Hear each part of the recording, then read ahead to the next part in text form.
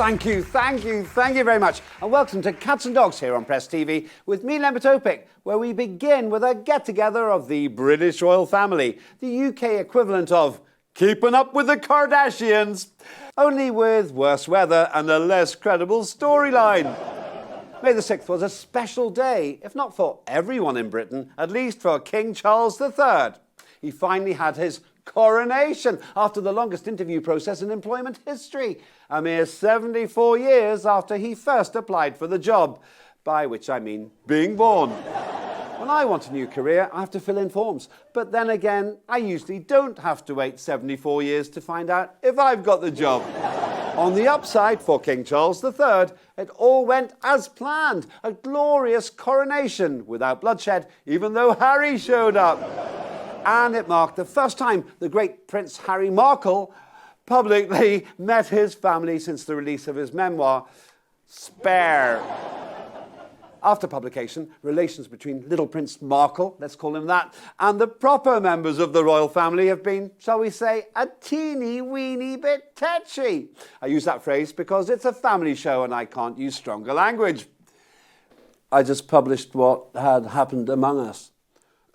But Harry, to quote Darth Vader, I'm your father. And even Luke Skywalker didn't write a kiss and tell about his own dad. I still have a British Empire, you know, and one would rather feel you should watch it in case the Empire strikes back. Harry was there so briefly, pundits guessed he's even lost his parking space at Buckingham Palace. And his speedy departure was because he ran out of coins for his on-street parking meter.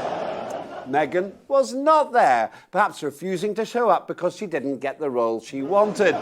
Still, a posse of professional gossip columnists remained on high alert, just in case the Duchess of Sussex managed to find a back door into Westminster Abbey to have a go at nabbing that role anyway. What are you doing here, madam? I'm here for the coronation, to be in that seat next to the Queen. You know, I'm the Queen, sort of, like a princess actually, but I should be the Queen.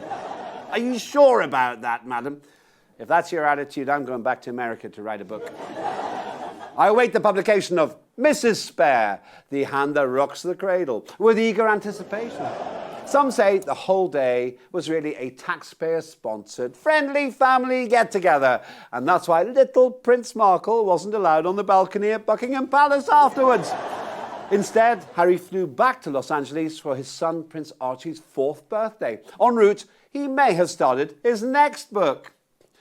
Why I've suddenly decided Britain should be a republic, just like where I live now. And I hate my dad. Actually, I don't really, but Meghan told me to say that. Meanwhile, Boris Johnson and his wife Carrie were informally voted the worst dressed attendees on the day, with the former Prime Minister looking so scruffy other guests were throwing him money. Rumour says the couple are going bust after spending all their friends' money on tarting up Downing Street before getting turfed out and even getting his mate at the BBC fired. Who's Boris depending on for careers advice? Prince Andrew? The monarch arrived at Westminster Abbey a little bit early. He had to wait for 6 minutes before entering the church. He was caught on camera grumbling to Queen Camilla.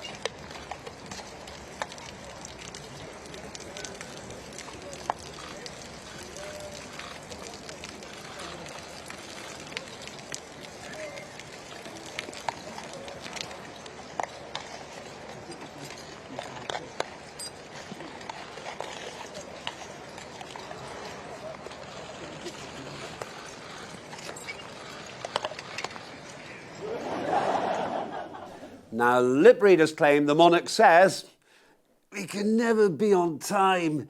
There's always something. This is boring."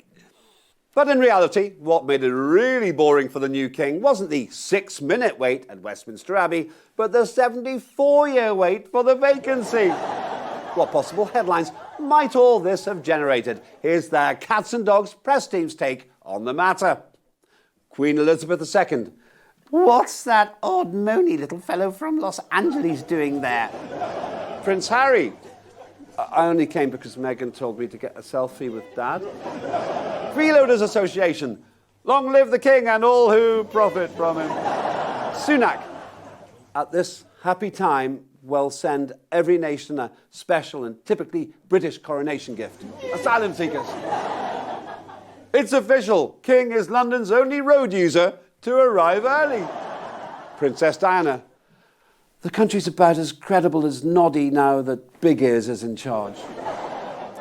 Meanwhile, senior voices have encouraged English subjects to promise to lay down their very lives for King Charles III, even though he invited Lionel Richie to perform at his concert, causing Harry to call out to the British people from a great distance, "Hello, is it me you're looking for?"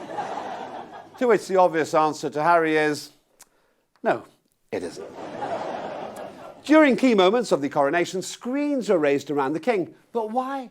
Officials deny this was because the king's ears kept getting stuck in the crown, and they also deny it was to give him a chance to moan about Harry without people being able to read his lips again. The coronation was almost 3 years after Britain left the European Union and 9 months after the death of the Queen, all amid political and economic upheaval as the country struggles to find a post-Brexit identity. Against such a backdrop, the question is, and despite what his detractors, unauthorised biographers, and his young son, Prince Anakin, predict, can Charles prove them all wrong by playing a constructive, meaningful international role, unlike Britain itself? The occasion, like most public events, was funded by the UK government and ultimately the British taxpayer, with Buckingham Palace also contributing an undisclosed share. The estimated cost is between 50 million and 100 million pounds. No doubt it's made many just about managing Britons feel better about the cost of living crisis. Seeing the opportunity, the ever-ambitious to get his old job back Boris Johnson appears to have made a social statement about the suffering of the public by turning up to the ceremony dressed as a homeless tramp. I mean, all this coronation cost us £100 million. Even those Downing Street parties I had no idea about. Oh, and which I don't think broke the rules, by the way. Well, if they even happened, well, yes. Recent polls show that many Britons, particularly younger ones, view the royal family as irrelevant. But that's not true.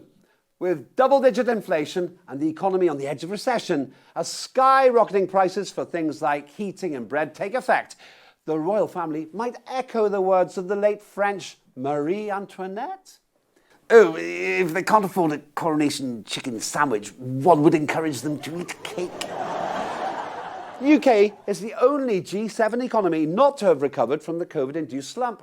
The government insists that the coronation ceremony will bring in millions for businesses, particularly the hard-hit retail, tourism and hospitality sectors.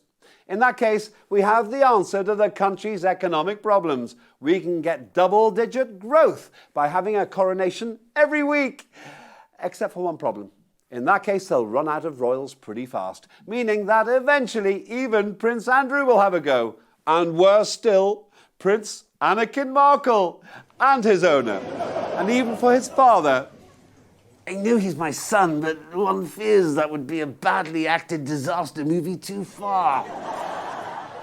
That's all for this week. Join me again next time to see how much publicity was gained by the Markles, how much money was spent by the royals, and how much cake is left for the British public. That's all on Press TV with me, Lemon Topic, and Cats and Dogs.